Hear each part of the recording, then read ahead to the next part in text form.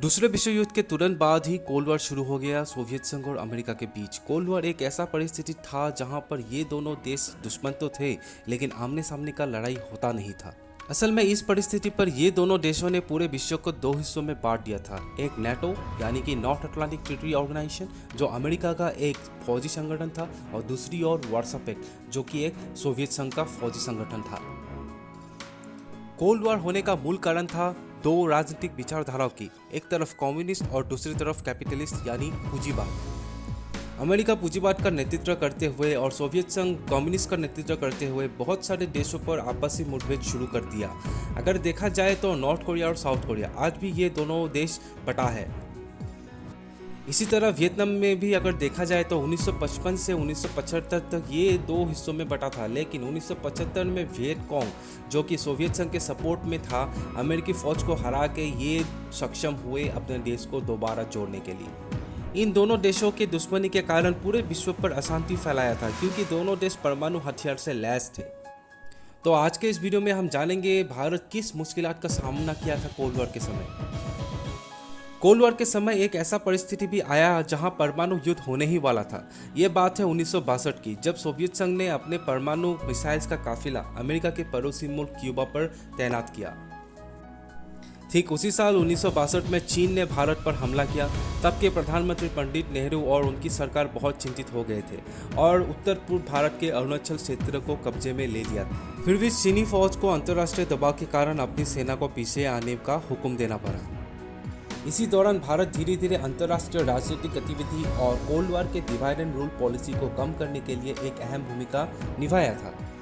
1961 ठीक चीन के हमले से पहले भारत के प्रधानमंत्री और 4 देशों के शासक यूगोस्लाविया के जोसेफ ब्रोज टिटो, घाना के क्वामे निक्रुमा, इजिप्ट के गमेल अब्दुल नसेर, इंडोनेशिया के सुकार्नो, बेलग्रेड शहर पर पहला बैठक हुआ और नाम यानी नॉन अलाइनमेंट मूवमेंट का एक संगठन जन्म हुआ।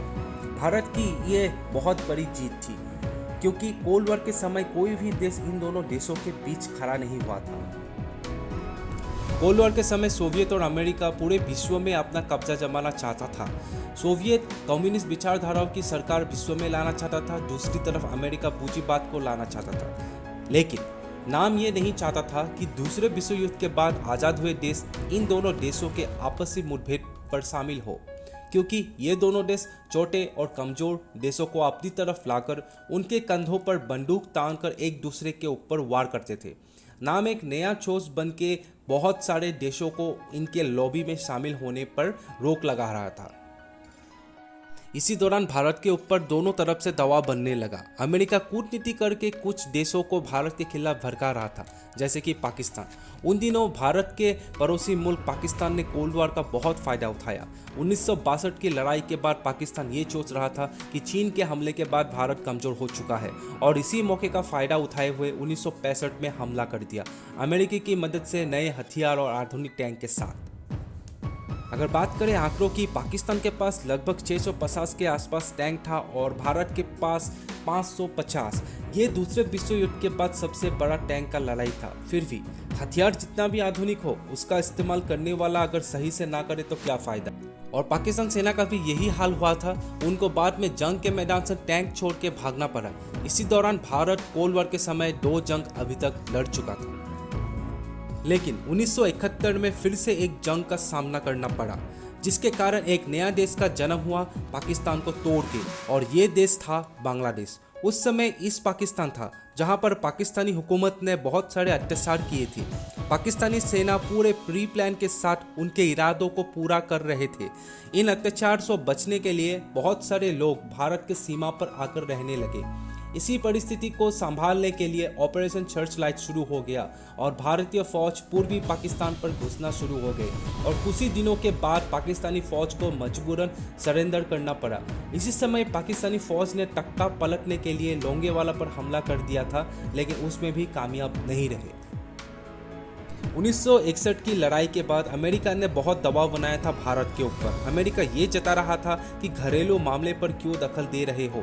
नाम के मुताबिक नॉन इंटरफेरेंस यानी घरेलू मामले पर दखल ना देना, और म्यूचुअल रिस्पेक्ट यानी पारस्परिक सम्मान, जो उस समय भारत इन विचारधाराओं को तोड़ के हमला किया था। अगर भारत उस समय नाम के आदर्श को मानते तब भी हमें बहुत खतरा था, क्योंकि ईस्ट पाकिस्तान को अगर हम तोड़ते नहीं, भविष्य में पाकिस्तान उत्तर पूर्व भारत पर आसानी से कब्जा जमा सकता था।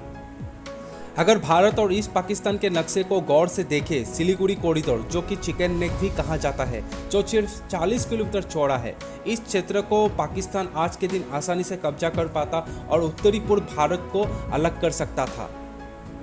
कोल्ड वॉर के समय इन 3 जंग के दौरान भारत अपनी सुरक्षा बढ़ाने के लिए परमाणु हथियार का निर्माण करने लग गया, क्योंकि अंतर्राष्ट्रीय मंच पर अगर कुछ अहम भूमिका निभाना है तब तो परमाणु जैसे हथियार का आवश्यकता है।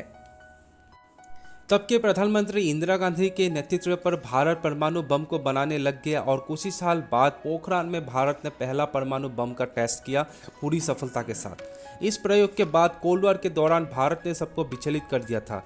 उस समय के भारत चौथा देश था जिसने परमाणु हथियार को हासिल कर लिया था। चीन, पाकिस्तान और अमेरिका एक तरफा से देखा जाए तो खुश नहीं थे। अमेरिका ना चाहते हुए भी और यूनाइटेड नेशन ने भारत को परमाणु शक्ति के देश के लिस्ट पर शामिल कर दिया। इसी तरह भारत ने अपना दबदबा बनाए रखा और पूरे विश्व में कोल्ड वॉर के दौरान एक अहम भूमिका का किरदार निभाते रहे। आज के इस वीडियो में बस इतना ही। दूसरे भाग के साथ मैं फिर से आऊँगा, आपका ये ज्ञानेश्वर। तब तक के लिए नमस्कार।